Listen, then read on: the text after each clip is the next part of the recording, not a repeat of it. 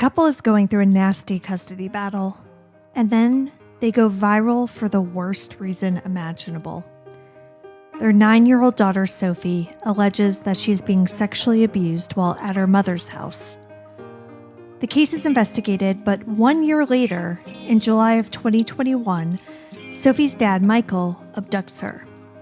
He claims that he's trying to save her, but Sophie's mother claims that he's the dangerous one.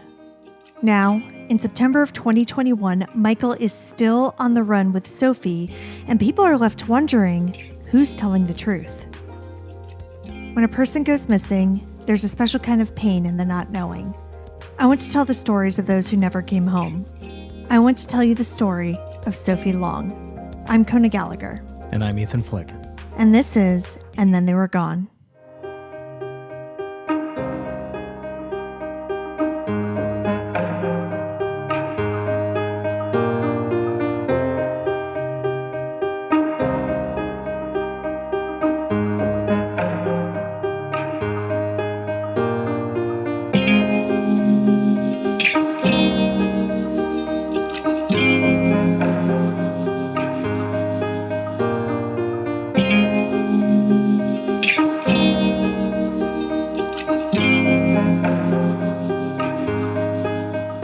Welcome back, everyone. Hello, welcome. Thank you for joining us once again. We've actually picked up some new listeners lately, so I'd like to say hi and welcome to all of the newbies here.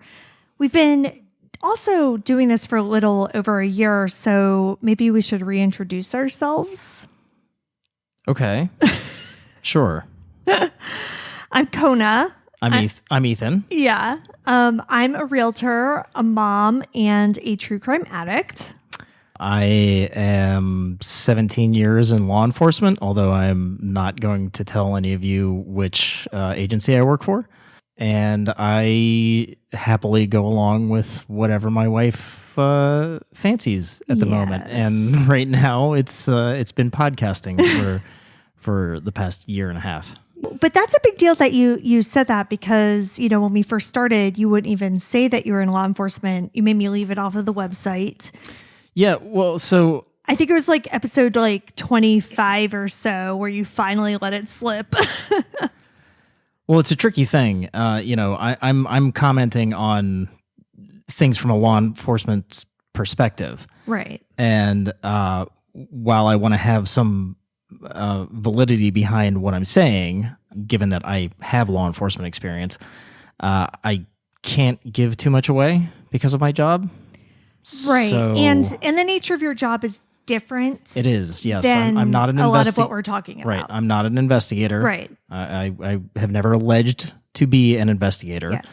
My work is completely different from that. Right. So it is weird because you are in law enforcement, but you're not in the law enforcement sector that we typically talk about in the show. Correct. However, I will say this, though. The one thing about law enforcement is that, generally speaking, training kind of across the board kind of overlaps with everything. So I have a little bit of a taste of what we're dealing with, not specialized, of course. But that's where my background is, and that's why I can add some insight to things. Yeah, and I think that's important because I think that is where we get, I think, the best of your knowledge and in terms of how it pertains to the cases we cover is through the training. Because you're right, like no matter what your specialty ends up being, like regardless of your department or your title, you go through a lot of the same training. Oh, yeah, for sure. Yeah. And on top of that, previous to going into law enforcement, I was a social worker. I was an intake investigator. Well, honey, you don't know anything about the episodes before we record them, but spoiler alert, that's going to come up in this one. Oh, yeah. Your first, 2 lines, I had, all of the feels. Yeah, yeah. I'm getting so many things that I immediately want to say right away, but obviously I'm gonna hold off before we dive headfirst into it. Yeah, this is going to be really rough. It's a 2-part episode. I'll say that right off the bat. I hate 2-part episodes. I know you do, but And I did intend it. I never intend to do a 2-part episode. But, I didn't think this was going to be one because it's so recent. And typically with more recent cases, like there just isn't enough information to do a 2-part episode. I mean, a lot of times there isn't information to do a regular 1-part episode. But this has different phases to it. And so there are 2 main phases.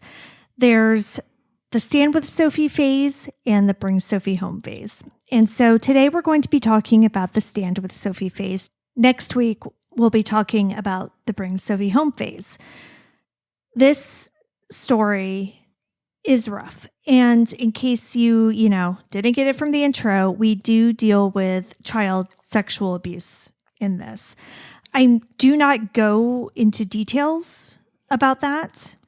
Nor should you. Yeah, but there's no way to tell this story without mentioning it because it's a central part of it. Sure. Yeah. I mean, obviously bring that up, but I don't think you need to get into the nitty gritty of it.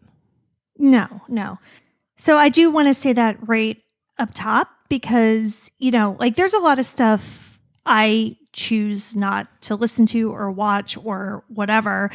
And I know that this might check that box for a lot of people. So I want you to know up front so that if you want to skip these next 2 episodes, definitely do that. Just do whatever you need to do for yourself. Can I skip these next 2 episodes? Well, and not just from the fact that I hate cliffhangers, but also I'll do my best to try and not to trigger my own emotional issues from my shitty childhood. I know it's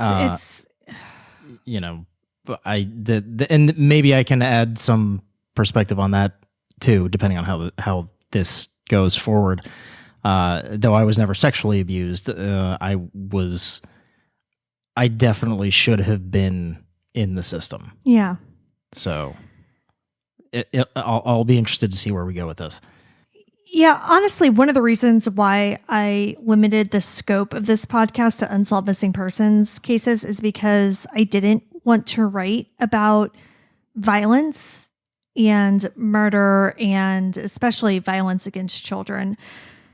But this is a current and active case, and Sophie, one way or another, is in danger right now.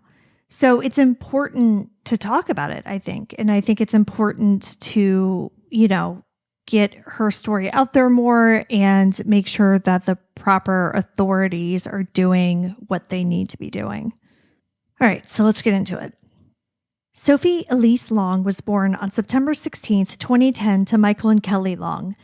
There's not a lot of biographical data available about Sophie or her family, but I do know that she's the oldest of 3 kids and she has 2 brothers. Michael and Kelly, her parents, split in 2015, so all 3 of the children were quite young at the time.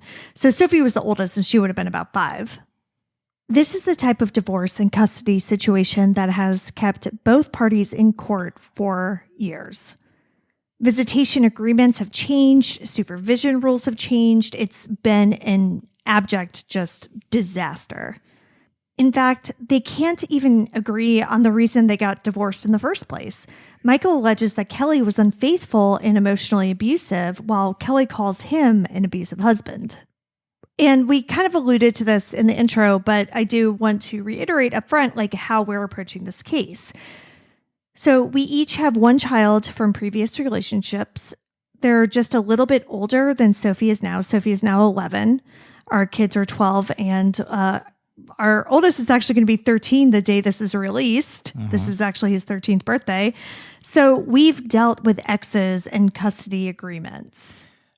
Yes, but it sounds like not nearly as heated as this. Oh, no, I not at all. I think we, generally speaking, we kind of made out as far as that goes. We have very agreeable exes. Yes. And we're all kind of on the same page, and it's been relatively smooth. Right. We've had bumps in the road because obviously we're going to, minor, but I mean nothing approaching this level. But with that said, again, the whole concept of having a custody agreement and trying to work out these things is something that we both do have experience with. Oh, for sure. again, so this is the part that you alluded to before entering law enforcement. You also spent a year working for Child Protective Services. Yes.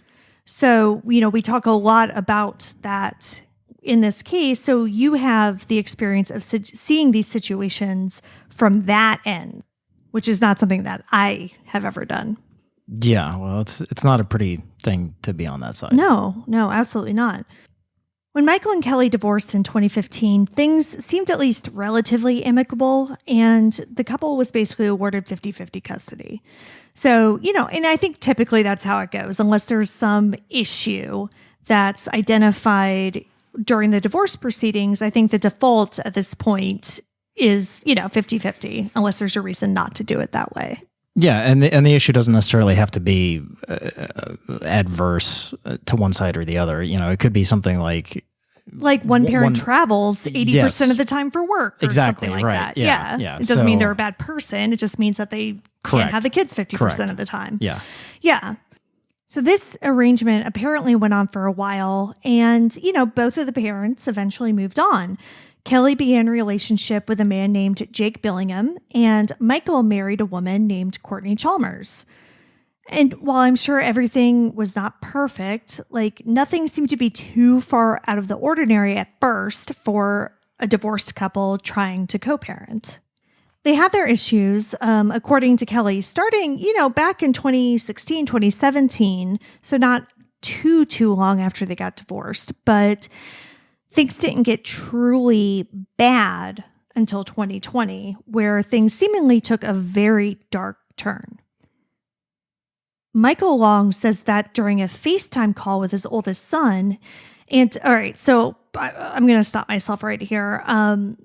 Again, there are 3 children. Sophie's the oldest. There are 2 boys. I know the names of the boys, but I'm just going to kind of leave their names out of this. Because Sophie, unfortunately, she already has an internet presence. She's officially a missing person right now. Her name is out there. Her photos are out there. She's there, but I don't think the younger boys need to be brought into it in that way. So we're just going to be referring to them as, the child or things like that. We won't be referring to them by name. So anyway, back to this FaceTime call. Michael was having a FaceTime call with his oldest son, who was 7 at the time, and he thought that the boy was acting kind of strangely.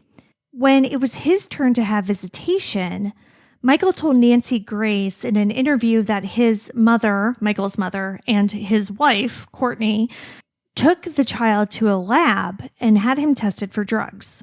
Why? According to Michael, he just thought that based on the way this child was acting on this FaceTime call, that something was wrong, and it could be drugs. A 7-year-old? A 7-year-old. Okay. Now, one fact that is not disputed by either party is that the child tested positive for marijuana and cocaine. At 7? Yes. Okay. Well, that triggers a lot of questions in my mind. Yes. A 7-year-old is not freely going about getting cocaine off the street. Right. So that makes me wonder where they're getting it, and if Michael is suspecting that they might be on drugs, then my assumption would be that the drugs would be coming from mom's house. Right. Not necessarily mom herself, sure, but mom's house. Right. And that's what Michael says. So Michael's version of the story is that he was on FaceTime, thought the kid was acting weird. He got visitation. His mom and his wife took the kid to a lab, got tested positive. Mom's version of the story, Kelly, says that her son is fine. Everything's fine. But he went to Michael's house for the weekend and then magically tested positive for drugs. Okay. Well, so there should be a record of when this test was taken, and it should sync up one way or the other with when said child went to Michael's house.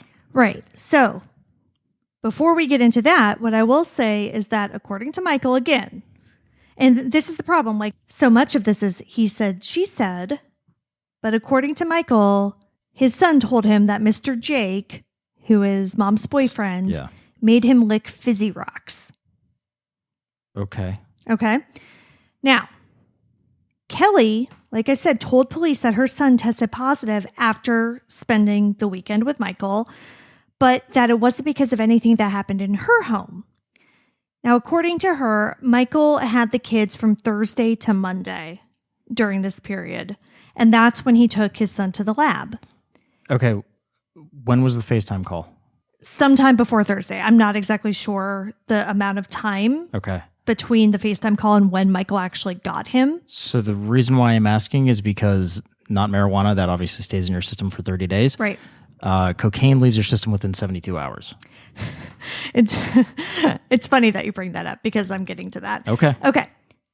Now, after Kelly got the kids back, Michael had them from Thursday to Monday. So Kelly got the kids back, and then Michael called the cops on her and said, like, hey, my son tested positive for marijuana and cocaine. So did he have the lab results before he took the kids back? Apparently.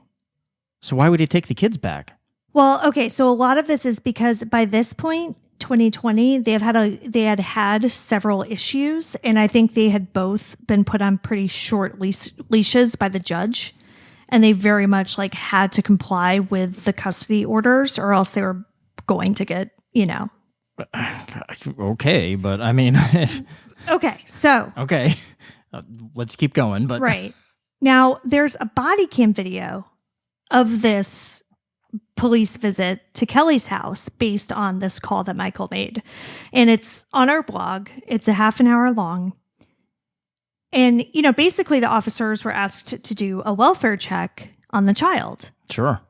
So the officers come to the door and they're like, and Kelly answers and they're like, hey, we'd like to see your son, blah, blah, blah, blah, blah. She brings him to the door. He says hi. He says he seems totally fine. And the officers send him back in the house. And then they talk to Kelly on the doorstep. And she's like, oh, yes, I know why you're here. My ex is a piece of work. She says that he's called CPS on her like 20 times in the past few weeks. And that CPS opened a case and then closed it. She also says that in 2016, he accused her of sexually abusing the kids and that he also accused her father of sexually abusing them.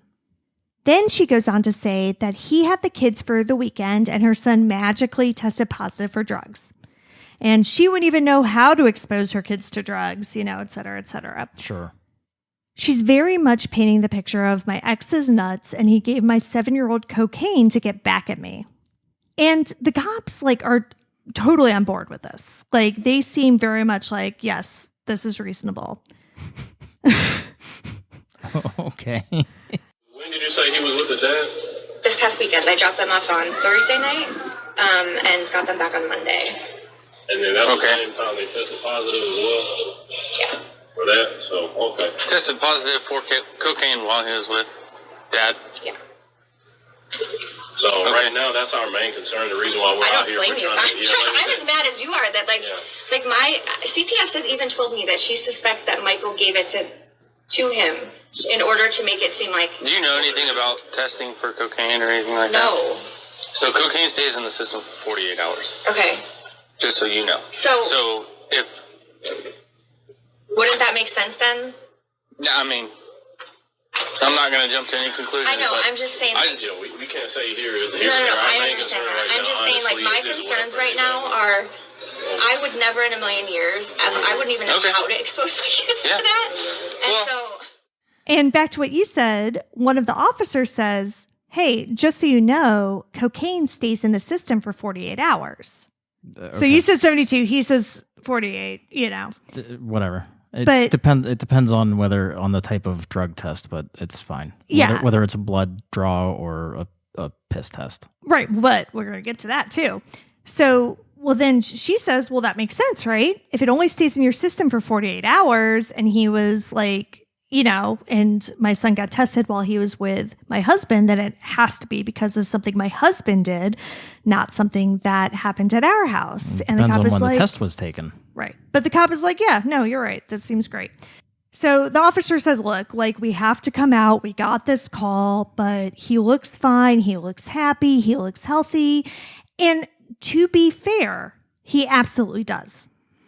That's all well and good, but those cops also are mandated reporters. So they actually, regardless of what they thought the circumstances were, they should have contacted CPS. And CPS should have opened yet another case. Well, no. So CPS was already involved. So there are two cops at this point. The cop who's having this conversation, who has the body cam, and his partner. Okay. Now, during a lot of this conversation, the officer is on the phone with his sergeant, talking, like, trying to say, like, okay, she says that this is the person from CPS who called her, trying to, like, figure out what's going on, because CPS is involved at this point. So he's talking to his sergeant to, like, find out who from CPS is involved, like, what the status is of that. So, Okay. yes. So the partner is doing... Okay, so maybe they did cover their bases. Yeah, way. in terms of CPS, like, I do believe that, yes, they did cover their bases. Okay. But I do want to talk about this video. It's around 25 minutes, and, like, these are my general impressions of it. Like I said, the call starts with two officers, and they, especially the officer with the body cam, are bending over backwards not to make this woman feel uncomfortable. To me, like, the whole subtext of this video is she's like, I am a white lady and this is ridiculous. And they were like, yes, white lady, we agree. Like, how could this be possible? Like, you live in a very nice house and you seem like a very nice person. Like, this is crazy. And I'm just like, there's a lot of privilege being afforded to this white woman who lives in what seems to be a very nice neighborhood that I do not think would be afforded to a person of color living in a less affluent area when her 7-year-old comes up positive for cocaine. Yeah, no, you're right. I mean, the same circumstances were in, a minority neighborhood or the slums of any inner city, it would be a different story. Right. And I love the fact, like, the kid tested positive for cocaine. She's not disagreeing with that. Right. And they're all like, oh my God, exes, Wow, am I right? Yeah, I know. Right? Yeah, that guy. Right. But nobody's going the extra step and trying to figure out where he got the cocaine. No. Where he was exposed to it. Nobody seems incredibly interested in, like, why this 7-year-old... Here you have a 7-year-old child who tested positive for cocaine. Cocaine! Bad enough that he tested positive for marijuana. Like, let's say best case scenario could have been secondhand exposure or whatever. But there is no secondhand exposure to cocaine. That's, like, my thought. So I'm watching this whole video. It's 25 damn minutes. I'm like, am I crazy? Like, why are people so calm about this? Like, Right, yeah. Everybody was extremely chill during this whole thing. And I'm like, this 7-year-old had cocaine in his system. Like, we should be getting to the bottom of this. Right. And even if it was, let's say, a secondhand exposure to crack, hey, that's still a pretty heavy drug It's not great. to be using around a child. So, maybe do a little bit more of investigating there. Like, hey, who has cocaine? Like, yes. Yeah. So, like, during this, she goes through her whole history of her custody issues with Michael that apparently started in 2017 when she called the cops on him around Easter.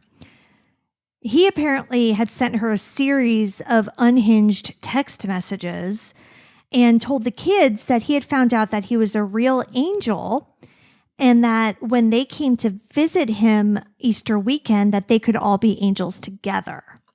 what? Well, exactly. What the fuck? Exactly. So Kelly is like, this doesn't seem great. So she called the cops on him and filed a report with them and with CPS. Now, both agencies investigated, but it doesn't seem like anything really came of it. And, like, this was in 2017. Obviously, like, all three of the kids are fine.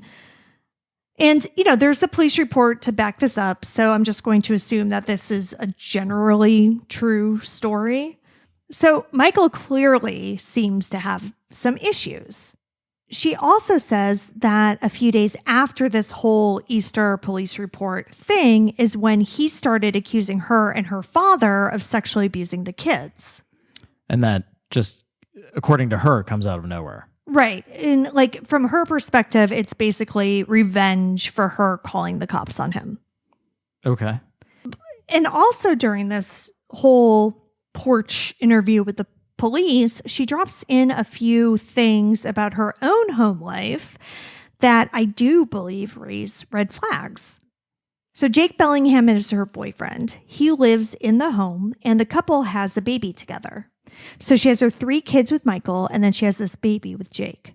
But she casually mentions that the police have been called to her home a few times because she and Jake have had fights, as she calls it. Okay. So, like, alarm bells are going off for me when I'm hearing this. Because I've had a lot of fights with significant others, but never any that the police have gotten involved in. We've had some doozies. But this coalesces with something that I read that said in December of 2019, Kelly called 911 after barricading herself in the bedroom with her kids because of a domestic violence incident with Jake. So again, I'm going to push the CPS role. To me, taking this from a CPS perspective, do we know, was CPS notified about this domestic? I don't know specifically, but I do know that anytime Michael got a hint of something going badly at the house, that he did notify CPS. So this domestic incident, this is not the first incident that involved CPS, correct? No, there have been many incidences that have involved CPS on both ends because they've both been calling CPS on each other for years at this point. So I'm taking this from my experience being an intake investigator. So what an intake investigator, at least at my agency, was, I was the first to investigate whether there was allegations of child abuse. And the child abuse could be a myriad of things. So it doesn't necessarily mean beating. I was involved in all kinds of things that had like nothing to do with physical abuse or mental abuse. It was, secondhand to something like this. Yeah. Basically creating an unsafe environment. Correct. Right? Yes. An unsafe environment. So regardless of the individual circumstances of each individual interaction, whether it was founded or unfounded, whether the founded or unfounded meaning that CPS was going to take on the case for family services, for ongoing services. If it was unfounded, that just means whatever this allegation was investigated. There was no evidence either of it happening, or there was no need for us to continue on with this family to offer services to them. So regardless of the amount of individual founded or unfounded cases, let's say that this family had a bunch of individual unfounded cases, we would get that in the history. So we would get the jacket, which would be a folder super, super thick of all of the investigations. You would see that they're frequent flyers. Correct. Yes, exactly. So given that, and any social worker that would get this would review the cases before they would go out to investigate. Given that, and given the severity of this circumstance in particular, like at some point you would need to start developing it or offering it to long-term services. So it would transfer from my desk as an intake investigator to the family services portion, which would be the long-term services. You get one social worker that interacts with you, that covers your case for years, offering you different services, offering help with whatever is needed. And that's generally how CPS is supposed to work. Yeah, and I do think something like that probably happened here, just because of all of the court cases that eventually happened. It seems that, there were the courts, there was the guardian ad litem, there was CPS, and I think they were kind of all working together on a long-term basis. Yeah. Again, at this particular point, I don't know where they are in that process. But she also tells the police that there was another incident in which Michael called CPS on her. So apparently, and it sounds like she said it was like earlier that year, which this was in the end of May of 2020. So it might have been the beginning of 2020. I'm not exactly sure. But she apparently had either found out that Jake was cheating on her or she suspected him of cheating on her. So she took the kids and went to Oklahoma to stay with Jake's Nana. Without Michael's permission? Well, yeah. And so Michael was not happy with that. So then Michael called CPS and told them that she had fled the state with the kids. You're also dealing with custody issues as well. So he's calling CPS about it, short of issuing like a parental kidnapping notification through law enforcement. There's not really anything CPS can do other than take note and hope that they come back. Yeah. Because and so, that's completely outside of their jurisdiction. Well, what it sounds like, and this is just based on kind of what Kelly is telling the police in this body cam footage, she said that CPS, wherever they were in Oklahoma, apparently came out, she says, at 3 a.m. to do a welfare check. Okay. Like, I don't know. Okay. I mean, look, I worked a lot of odd hours as a CPS investigator, but I definitely never worked like an overnight shift. Yeah. So although some jurisdictions do have overnight CPS workers on call, I was never one of them. Yeah. My work hours ended at 5, even though I obviously worked longer than that, depending on the case. But, I wasn't getting a phone call at 3 a.m. to go do a welfare check. Yeah. Yeah. So, so they went into this welfare check, and according to Kelly, they said that everything was fine, which, I'm sure it was at the time, right? Right. Well, also because, if, let's say that happened, mm-hmm. CPS's priority is the children at that point. And, well, exactly. If the children are fine, they're not going to get into the minutia of child custody agreement and parental kidnapping, whatever, because CPS's standpoint is if the children are healthy, safe and with a parent or a family member, then they wash their hands of it. Right. And I do think the kids weren't like in danger in this situation or anything. And, and I think more than likely at this point, Kelly did have more custody of them than Michael did. So more than likely, and I don't know this for a fact, but more than likely, like the kids were supposed to be with her anyway. Right. So it's not like Michael had visitation and she was keeping them from him by going to Oklahoma.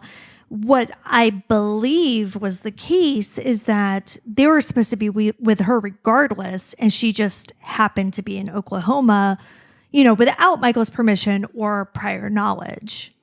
Right, and that may be a moot point depending on the rules in the county in which they live as far as the separation and child agreement. Yeah. That's county based or jurisdictional based. Right. Like so it varies all over the board.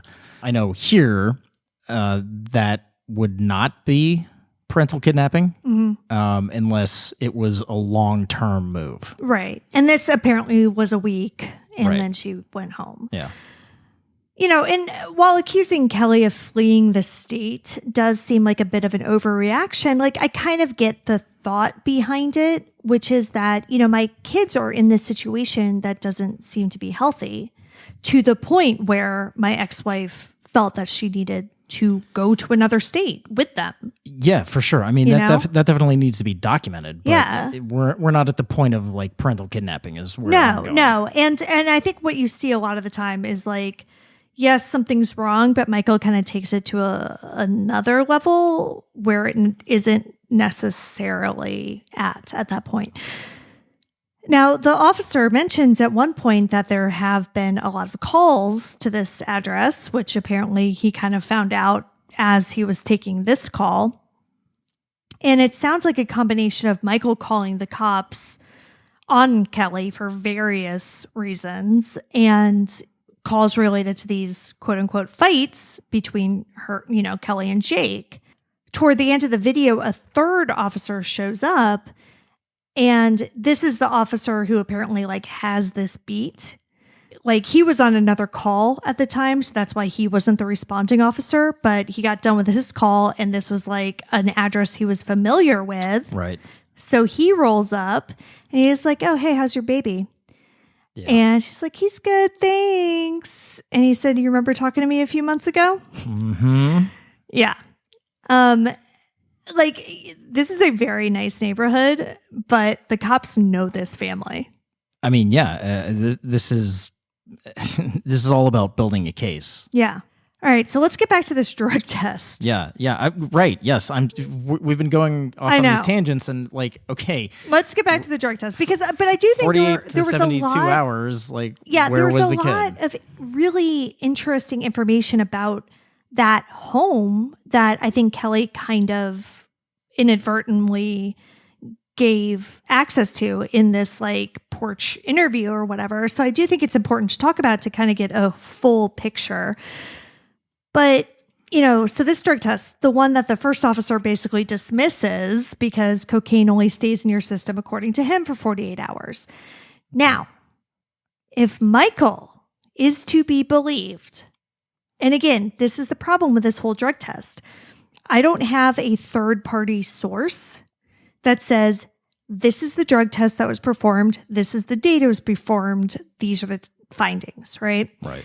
What I have is Kelly's version of this and Michael's version of this. Okay. Now, Michael's version is that it was a hair follicle test that was done. Follicle? Yes. And according to Michael, this test was done on the first day that the child was in his care after being with his mother for the previous 66 days. 66 days. So that's definitely not 50-50 custody, first of all. Right. I think because that was 2015. Okay. So by this 2020, point, who the hell there knows? is no, okay. Yeah. It's just, I don't know. Now, according to labtestsonline.org, drug use does not appear in the hair for 7 to 10 days. So, if the timeline that Michael is giving is correct, and Kelly does not give an alternate timeline during this video, then it couldn't have happened when the child was with Michael. It had to have happened when the child was with Kelly. Why did they do a hair follicle test? I don't know. And I don't know for sure that they did. Right. That's the other thing. Like I said, I have no third-party verification of this. All I have is that both parents do say that this 7-year-old child tested positive for cocaine and marijuana, but I don't have any third-party verification of any other aspect of this claim. Okay. But, what really strikes me, and we kind of touched on this before, is the extremely casual nature that she talks about this in this video. And everybody brushes it aside. She literally says, I'm just as mad as you are to the cop. My crazy ex gave my 7-year-old cocaine. Can you believe that? And what the fuck? Yeah, again, at this point, if I'm the officer on scene, I'm telling my partner, call CPS. We need to figure out who the hell is supplying this kid with drugs and get them out of whichever house that is. Right. And have CPS involved because CPS can do a child removal. Exactly. And I can kind of understand this attitude if the child had only tested positive for marijuana, because you brought up earlier, that could have been a secondhand type of situation, yeah. Which is not great. No, I'm definitely not saying but that's a cool thing to do. Not at all. However, it's not nearly as bad as giving a 7-year-old cocaine. And what did he say? Licking rock candy or something like that? Yeah, he said fizzy rocks. Fizzy rocks. Yeah. Okay. I mean, so was there any more investigation into what that meant? No. So here's the thing. This happened again a year ago. So a year and a half ago at this point almost. It was May 29th, 2020 was the date of this body cam footage, and like, I guess there was an investigation, but like no charges were ever brought against anybody for this. What the fuck? I have no idea. How do you just like gloss over the fact that No, a and what's 7-year-old crazy tested positive is for like cocaine? this story is about Sophie. Obviously. Yeah, I know. We haven't even gotten to her. We haven't even gotten to her because like this is fucking insane. And like all of the stories glossed over this. Like, and I'm just like, wait, like hold up. Like we cannot just like go. It's a 7-year-old. Yeah. So there needs to be some sort of investigation. Like something is very extremely wrong here. Right. With one family, with the other family, with both families. Like, I don't know, but something is extremely, extremely wrong. Yeah. And everybody in this body cam footage is just incredibly chill about it.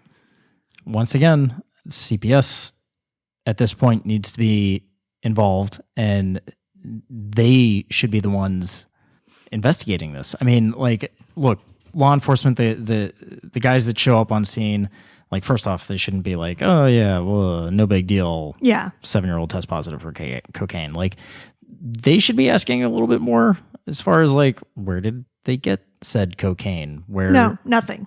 There was like- not a single question about any of that. But ultimately, that They were like, oh, this kid looks fine.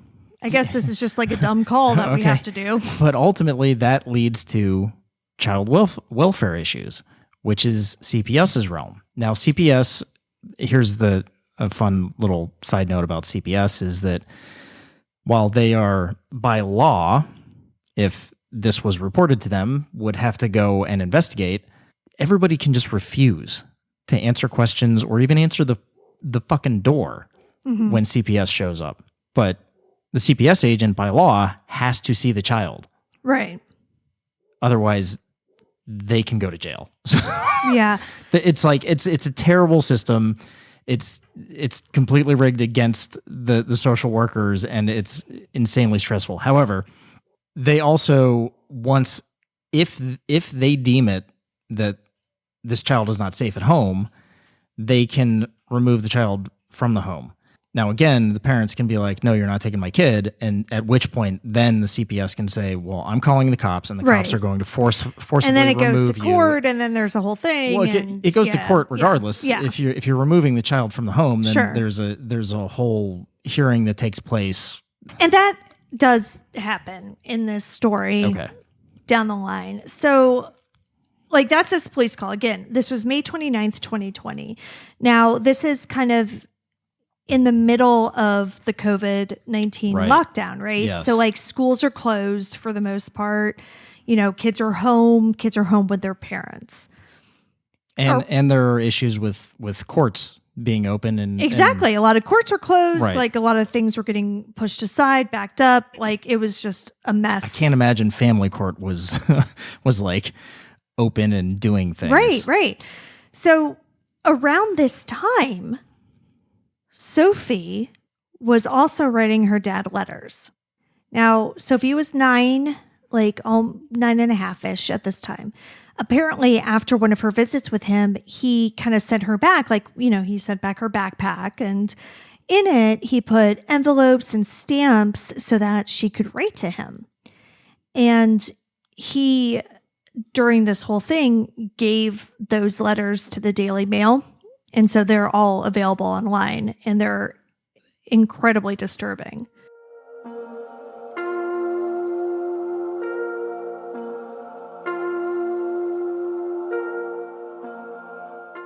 Now, no matter what you believe about the rest of the story, including the accusations made on the viral video that we haven't even talked about yet, please understand how serious this is. This 9-year-old child wrote her dad a letter thanking him for leaving candy in her backpack. She says in the letter that she stopped crying as soon as she found it. And then she says, we need a code for when I get mail. As part of the custody agreement, they have these FaceTime calls together. But it seems as though these calls are monitored by Kelly or Jake or both. So in the letter, Sophie comes up with code words. For send mail, it's roses. For receive mail, it's paint. For danger, it's dandelions or daisies. And for fight, it's pen. Just the simple fact that she's coming up with code words. Yeah. Leads me to believe that there are bigger issues. Exactly. Like, this is not the behavior of a healthy, happy 9-year-old child. Right. Regardless of whether the FaceTime calls were monitored, like, why does she feel scared? Yeah. About letting them know that she's getting mail or wants to send mail to her father. Right. Like, that raises a huge red flag. Exactly. So, like, just the very fact, and again, you can see this letter, like, it's in her handwriting. She wrote this. She came up with this. And there's just, I don't see any way in which this is not indicative of a larger, really concerning issue. Yeah, I agree. It screams to me, it's borderline hostage situation. Yeah. You know? In the letters, she also says that Mr. Jake took her iPad away for a week because she wouldn't stop crying. And that he tells her and her brothers that Michael is brainwashing them. So later during this whole thing, Michael posted videos of one of their FaceTime calls, and Sophie is using the code words. Wow. We've gone a long time into this episode, and we haven't even gotten to the viral video that made this national news in the first place. So this is all in May of 2020, everything that we've been talking about. The video that kind of started this whole thing from the public's perspective took place on August 14th, 2020. Now, by this time, things had deteriorated to the point where the child handoff between Kelly and Michael had to be done in a Starbucks parking lot with Kelly's mother in attendance. Kelly and Michael live nearly 300 miles away from each other. Jesus. Yeah. They live in Texas. So, I guess everything's bigger in Texas. Big state, yeah. They live in Frisco and Seguin, Texas, respectively. So they meet at around the halfway point, which is in Lacey Lakeview, Texas. So this video takes place in Lacey Lakeview. Now, I haven't seen the entire video because the judge has ordered Michael to remove it from the internet. So I've seen excerpts that other people have posted, because if you go to any of the original embedded videos, they're all gone. Mm-hmm. And this whole thing started from the public perspective with Michael, his wife, and like other family members starting a GoFundMe to raise money for legal bills related to this custody case. The GoFundMe page reads in part, quote, Sophie, 9 years old, has disclosed that she has been continuously subjected to domestic violence, sexual grooming, and most recently, molestation/rape in her primary residence. Her father is fighting for her life while her abusers pull every resource to get their hands back on her. The biological mother, according to Sophie, is a part of the sexual abuse and is encouraging it. End quote. Now, this video is, I believe, about 20 minutes long. In it, Sophie is screaming and crying and hyperventilating, saying that she doesn't want to leave her father and go back to her mother's house.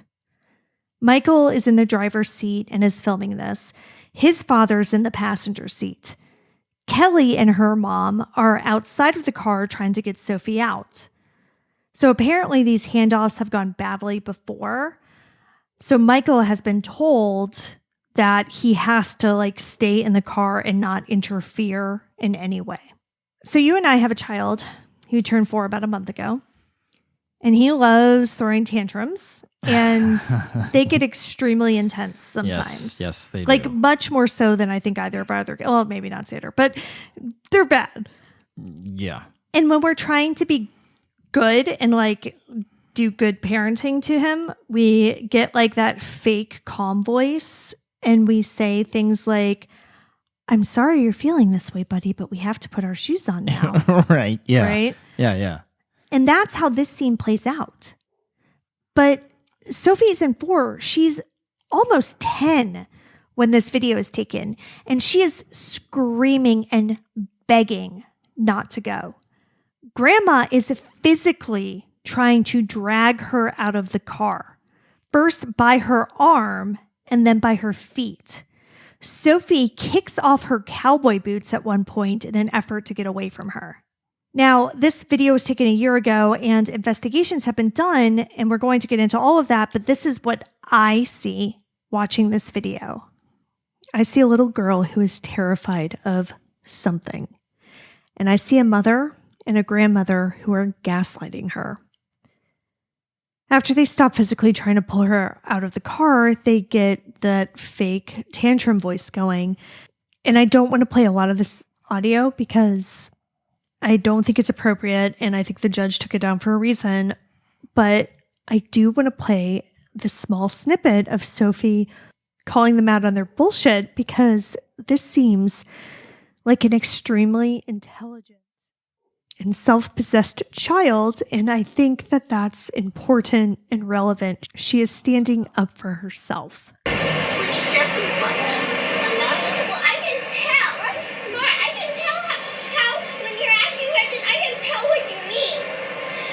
I know you're smart. You're very smart. Yeah, so you... What do you think we mean? I can tell it from your faces and your voices. Tell me what, baby. Dude, I have a choice. And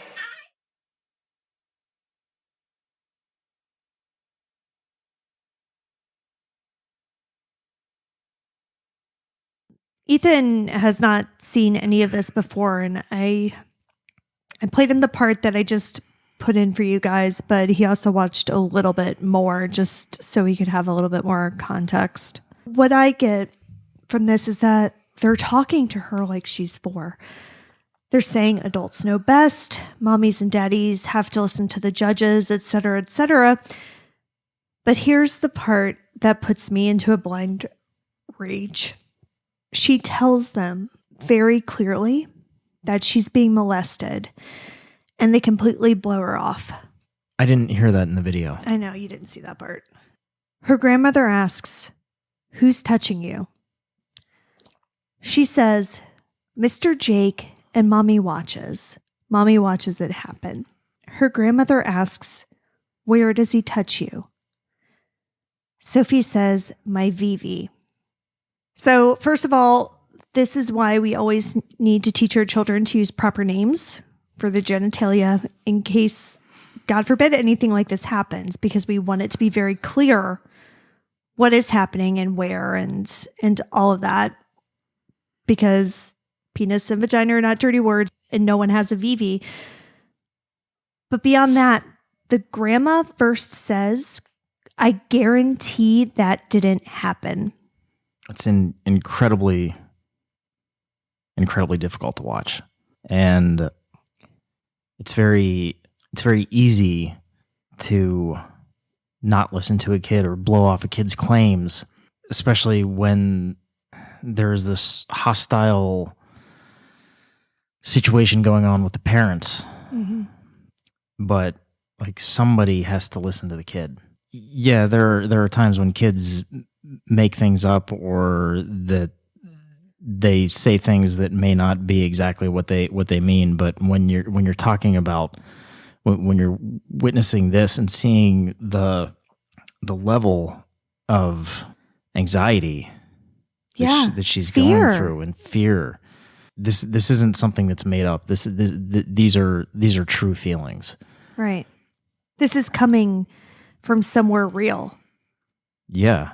The grandma saying, "I guarantee this didn't happen," is obviously fucking terrible. But well, she doesn't want to believe that her daughter could be involved in it. Yeah. But nobody in this situation, I'm sorry, not even Michael, the dad, is really listening to Sophie. He might be, but I don't care what judge's order is in place. I don't care if they're going to take me to jail. if my child is acting this way and telling me these things, I'm not letting her go back. And I'm not saying this to blame Michael. I'm saying it because nobody in this situation is listening to Sophie. Nobody is. And I say it because somebody needs to listen to her. And I know I keep bringing up CPS, but that's their role. In this situation, it's their role to listen to the child, not the parents. Yes, you interview the parents, sure, but you listen to the child. And it doesn't seem like anybody was listening to any of the kids, not just Sophie. This is terrible. I mean, that's...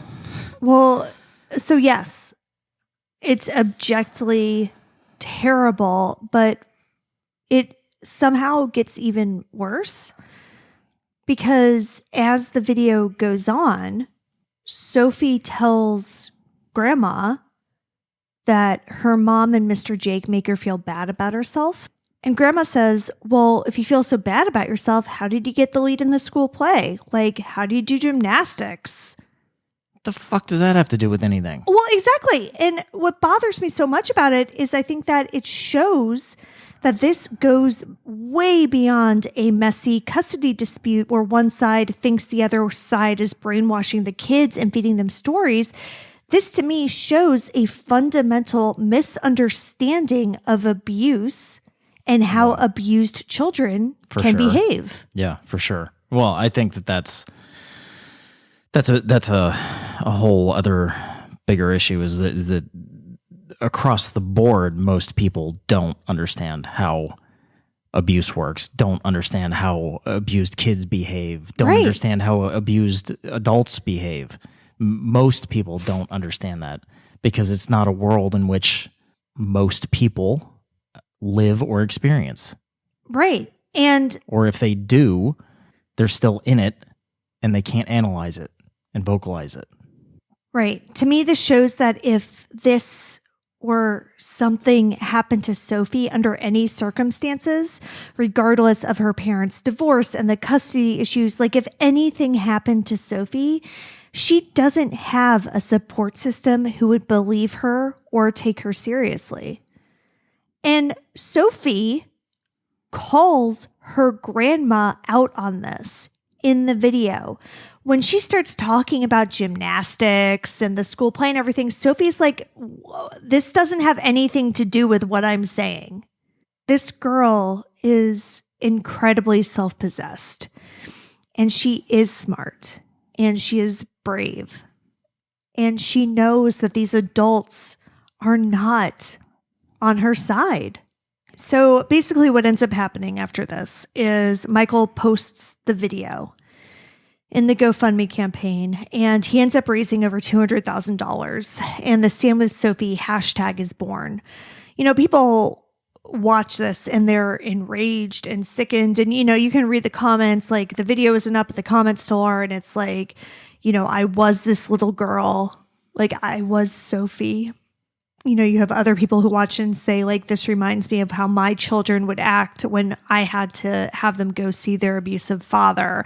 You know, people, it resonated with them. After this gets all the attention, you know, there's a flurry of custody hearings and a lot of court appearances, and CPS is very much involved. Sophie actually ended up staying with her father that night. So she didn't go with her mom and grandmother after this, and he ended up taking her to the hospital where it was determined that she had sustained injuries from her grandmother and mom trying to physically drag her out of the car, like they injured her ankle. Now, over the next few months, partially because Sophie was physically injured during this, Michael was granted full custody of the kids. But then a few months later, it was taken away.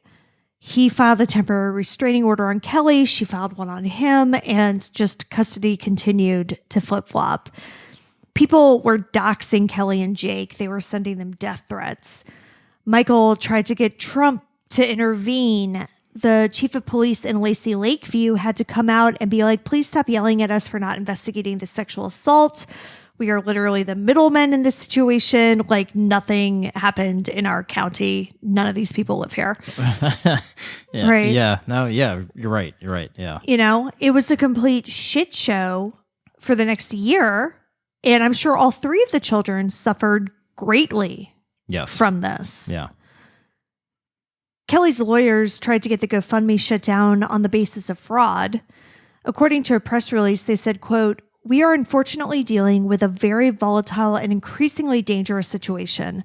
Michael Long will seemingly stop at nothing to destroy his ex-wife, even if it wreaks massive psychological damage on his family and involves stealing money from the public through false claims." End quote.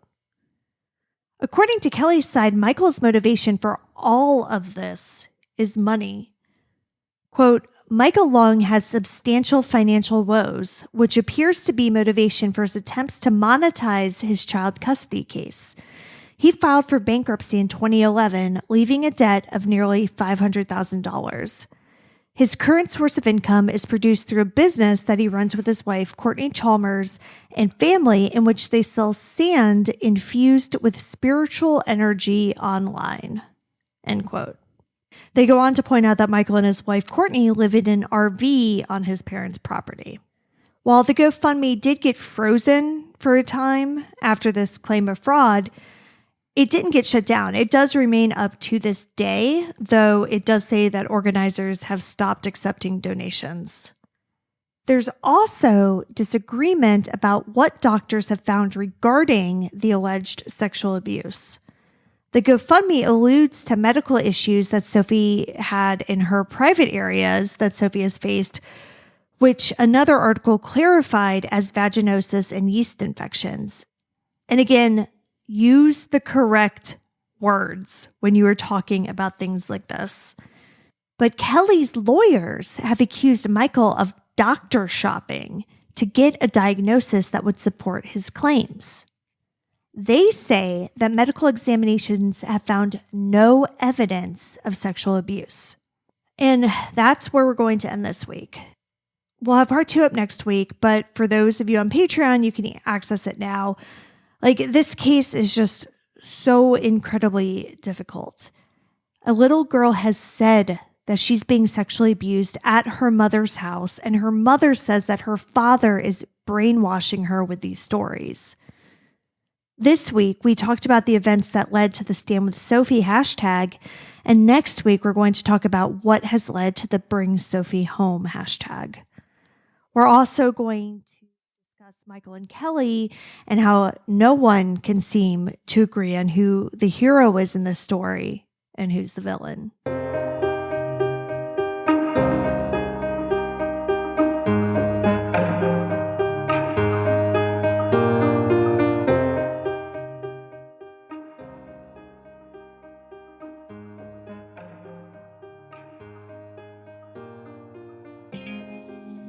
Sophie Elise Long has been missing since July 12, 2021. She's believed to be with her father, Michael Long. Sophie's 11 years old, 5 feet tall, and approximately 95 pounds, with blonde hair and blue eyes. She has a small scar from a burn on one of her arms. Michael Long is 43 years old. He is 6'4" and approximately 205 pounds. Michael Long is possibly driving an off-white 2010 Ford Edge SUV or a gray van with blacked out windows, an NRA sticker, and a black rack on top. Anyone with information on the case is urged to contact the Texas Department of Public Safety's Missing Persons Clearinghouse at 512-424-5074. You can see all the sources for this episode along with photos and videos at our website, andthentheywegone.com. And be sure to follow us on social, and Then They Were Gone Pod on Facebook and at ATTWG Pod on Instagram and Twitter. If you like what we're doing, please subscribe and consider leaving a 5-star review on Apple Podcasts. It will help new listeners find us. And the more people that listen, the more chances we have of bringing someone home. Part 2 is up now on Patreon, or we'll see you here next week for a brand new episode. See you next week. And Then They Were Gone is hosted by Kona Gallagher and Ethan Flick. All research, writing, and editing is done by Kona Gallagher. Theme music is The Stork by Ketsa. Additional music is provided by Kai Engel. And Then We're Gone is a Little Monster production. Hey, you can do it!